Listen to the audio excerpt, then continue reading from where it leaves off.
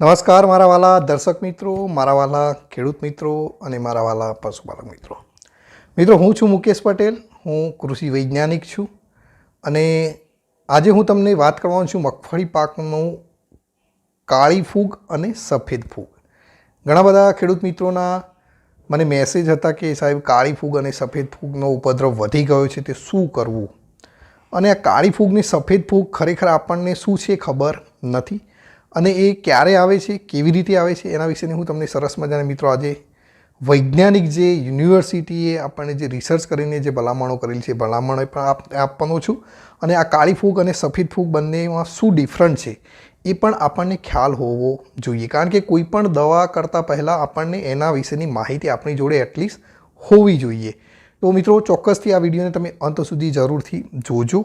અને જે મિત્રોએ મગફળીનો પાક વાવ્યો છે અને જેમને પણ આ કાળી ફૂગ અને સફેદ ફૂગનો પ્રશ્ન હોય તો ચોક્કસથી આપણી જે માહિતી છે એ ખેડૂત સુધી પહોંચાડવાનો મિત્ર પ્રયત્ન કરજો.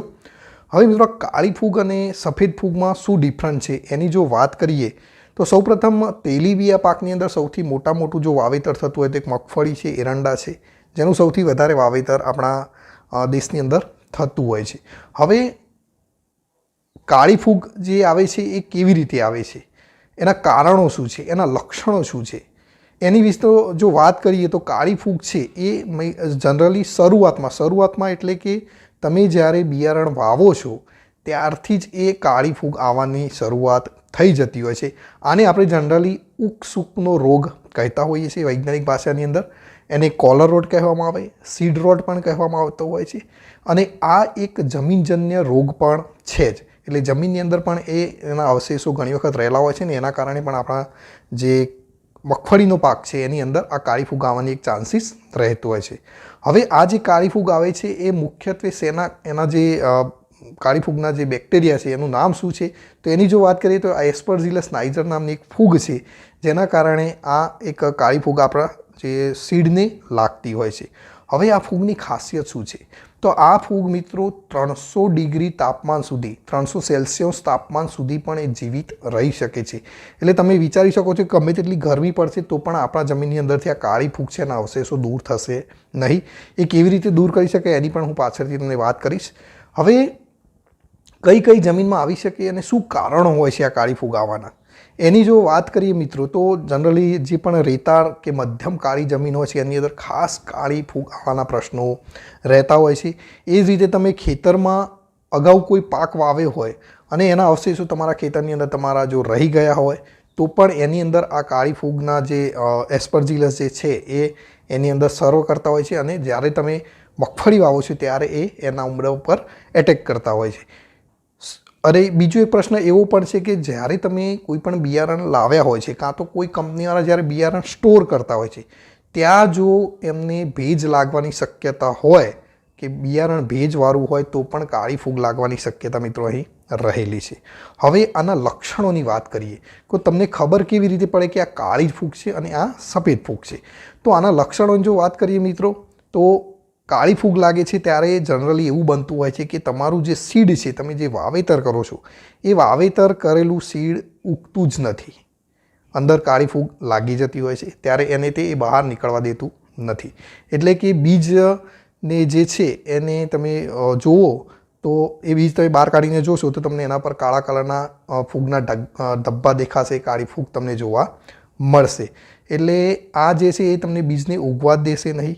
એક એનું મોટું પહેલું એક કાળી ફૂગનું આ એક છે કે તમારું બીજ ઉગવા જ નહીં દે.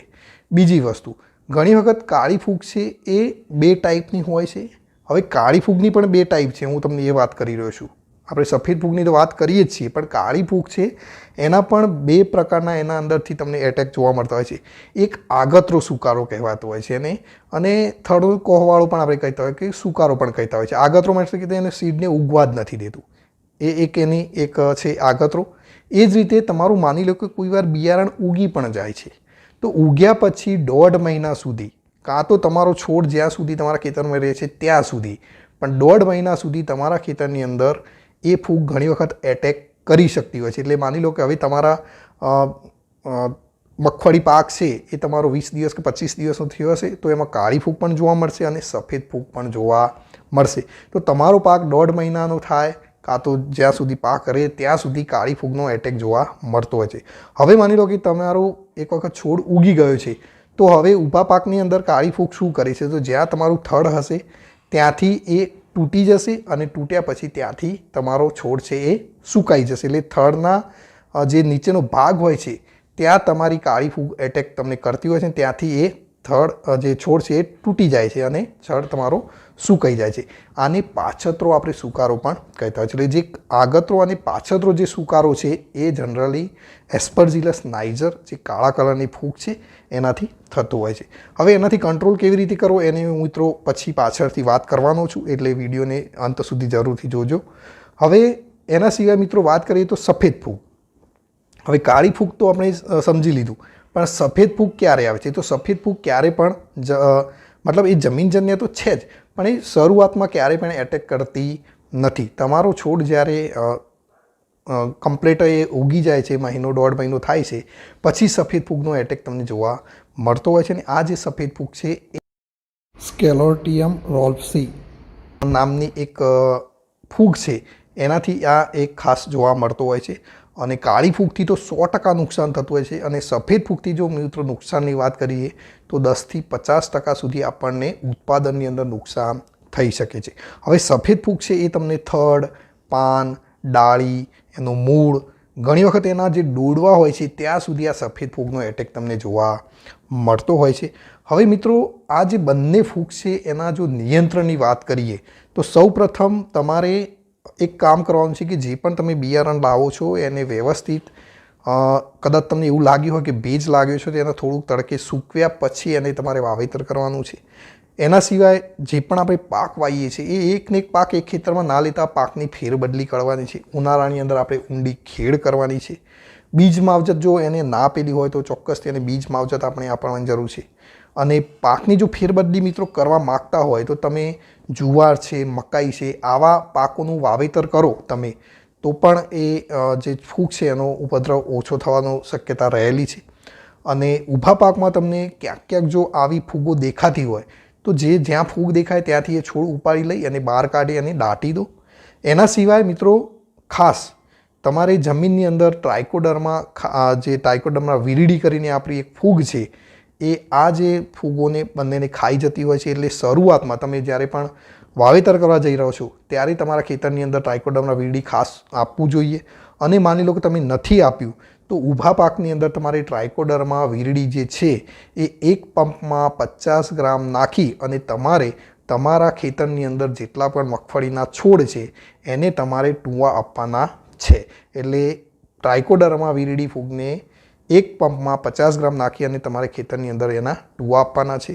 એના સિવાય જો આ જે છે એ જૈવિક છે અને તમે જો જૈવિક સિવાય બીજી કોઈ ટ્રીટમેન્ટ કરવા માગતા હોય તો આપણું કાર્બેન્ડિઝમ 12% અને મેન્કોજેબ 63%નું જે વેટેબલ પાવડરનું કોમ્બિનેશન આવે છે એ તમે 40થી 50 ગ્રામ પંપમાં નાખી અને એના પણ તમે ટૂવા આપી શકો છો.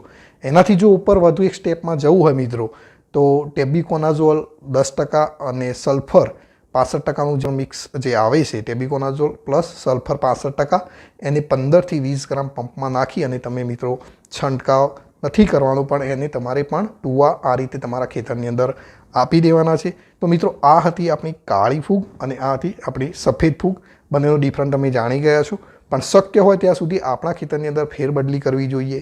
અને શરૂઆતમાં મગફળી વાવતા પહેલાં આપણે ટ્રાઇકોડર્મા એનરીચ કરીને તમારા ખેતરની અંદર આપશો તો ચોક્કસથી કાળી ફૂગ અને સફેદ ફૂગનો ઉપદ્રવ છે એ આપણે અટકાવી શકીએ છીએ. તો મિત્રો આ જે મેં તમને માહિતી આપી એ વૈજ્ઞાનિક જે ભાષાની વાત કરીએ કે જે પણ યુનિવર્સિટીએ ભણાવણ કરેલી છે એની મેં તમને માહિતી આપી છે. તમને બજારમાં બીજા ઘણા બધા ટેકનિકલો મળશે. બધા જે પણ આપણા દવાના વિક્રેતાઓ મિત્રો છે એ તમને બીજા ટેકનિકલ આપશે, પણ આપણે આ જે ટેકનિકલ કહ્યા એ જનરલી જો યુઝ કરીએ તો આપણને ઓછા ખર્ચે આપણે રિઝલ્ટ પણ મેળવી શકીએ છીએ. તો મિત્રો આશા રાખું છું કે તમને માહિતી સારી લાગી હશે. અને મેં અગાઉ જે એક વિડીયો બનાવ્યો હતો મગફળીમાં પીળિયા રોગનો, એ પણ ના જોયો હોય તો તમે જરૂરથી જોઈ લેજો. અને આ માહિતી તમને સારી લાગી હોય તો આપણા બીજા જે પણ ખેડૂત મિત્રો છે એમની સાથે જરૂરથી શેર કરજો. મળીશું નવી માહિતી સાથે નવા જ વિડીયોમાં. ત્યાં સુધી જય સિયારામ, જય રામજીની.